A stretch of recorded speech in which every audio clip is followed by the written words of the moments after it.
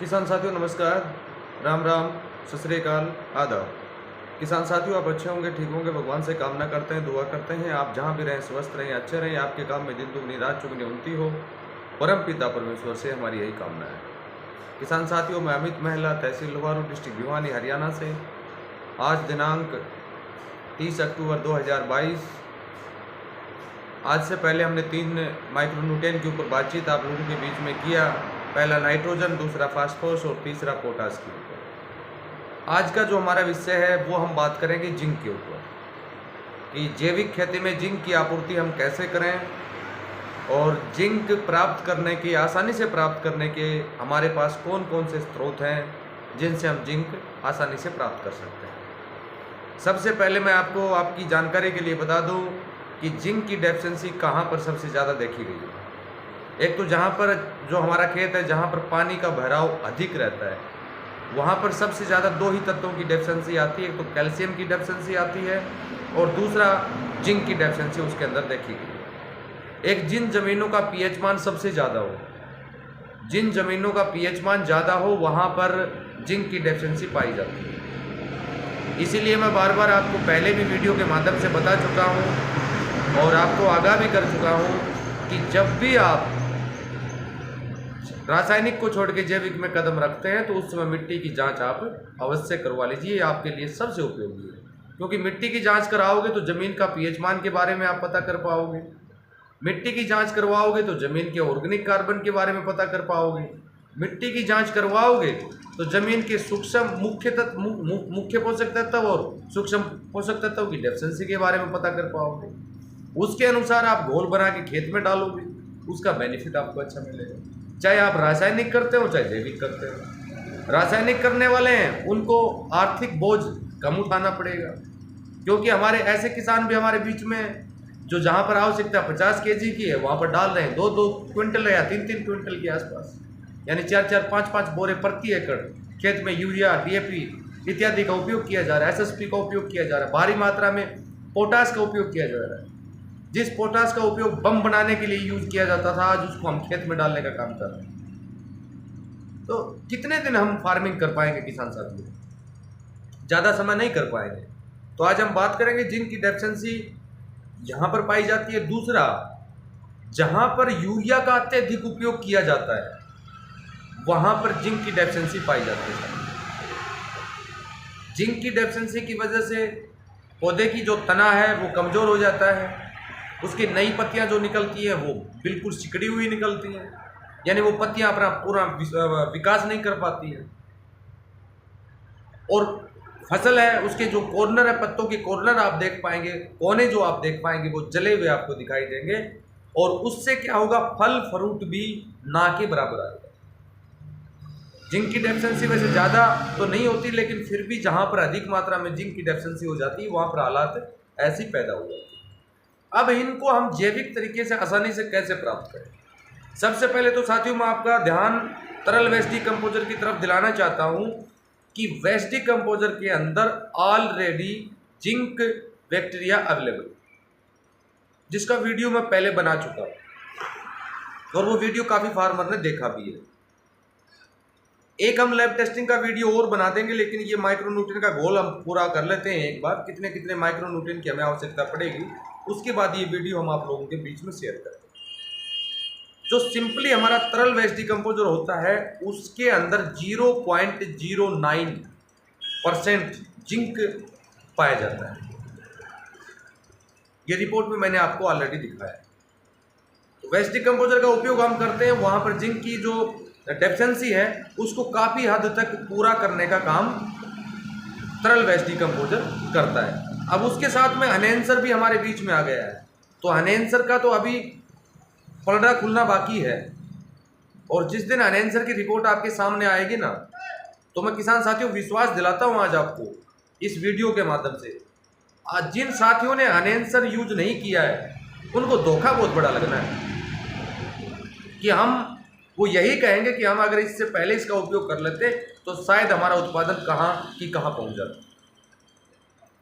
लेकिन कोई बात नहीं साथियों, देर आए दुरुस्त आए। जब ये सारी चीज़ें आपके सामने होंगी तो आपको बताने में भी ज़्यादा कठिनाई हमें नहीं होगी।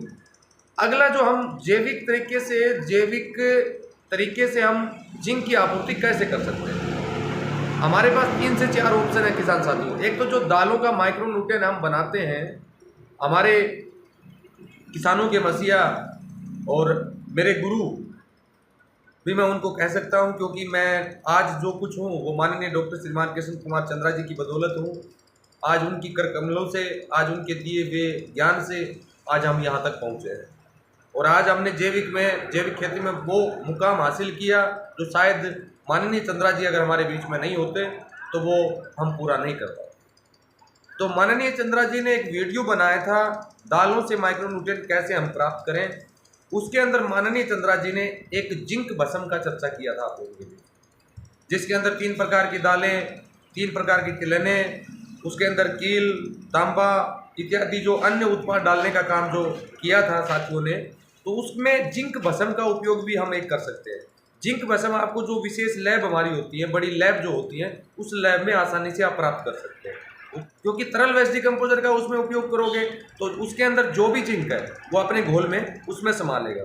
और उस रिपोर्ट के अनुसार जो सिंपली OWDC में 0.93 के आसपास जो जिंक पाया जाता है, वो अगर आप जिंक भस्म का यूज करते हैं या जस्ता धातु का उपयोग करते हैं तो उसके अंदर 1.33% के आसपास जिंक अवेलेबल उसके अंदर हो जाता है, जिससे पौधा उसको आसानी से ग्रहण करता है और जिंक की इतनी ज़्यादा डेफिशिएंसी पाई भी नहीं जाती है।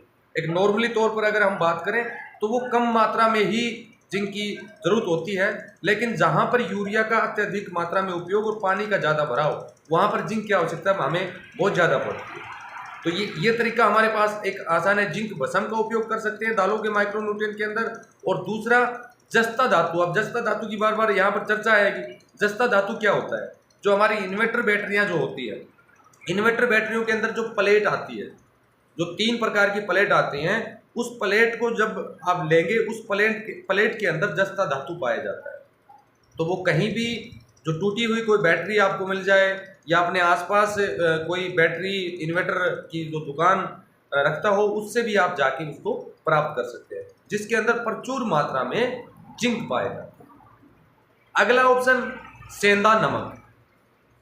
सेंधा नमक से 2 प्रकार से आप जिंक की कैपेसिटी पूरा कर सकते हैं।